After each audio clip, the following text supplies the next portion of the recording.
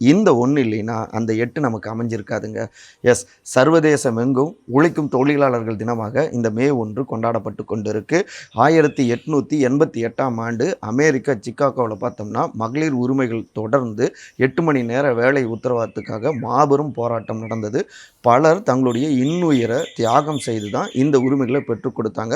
1890ஆம் ஆண்டு மே 1ஆம் தேதியிலிருந்து சர்வதேசமெங்கும் உழைக்கும் தொழிலாளர்கள் தினம் கொண்டாடப்பட்டு வருதுங்க. அங்கேருந்து நம்ம கொண்டாடலாம் அப்படின்னு தொடங்கியிருக்கோம். நம்முடைய இந்தியாவில் 1923ஆம் ஆண்டு மாபெரும் பொது உடைமை போராளியான நம்முடைய ஐயா தோழர் மா சிங்காரவேலர் அவர்கள் சென்னை தொழிலாளர்கள் சங்கம் என்கிற பெயரில் அகில இந்தியாவுக்கே முன்மாதிரியாக மெரினாவில் மே 1ஆம் தேதி தொழிலாளர்கள் தினத்தை அவர் கொண்டாட தொடங்கினாருங்க.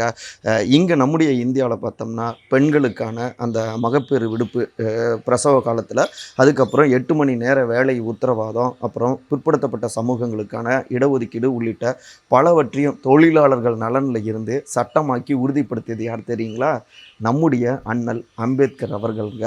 ஐயா தான் தேச தந்தை தான். ஸோ இங்கே நம்முடைய தந்தை பெரியார் அவர்களும் மே 1 தொழிலாளர்கள் தினத்தை பட்டி தொட்டி எங்கும் கொண்டு போனார்.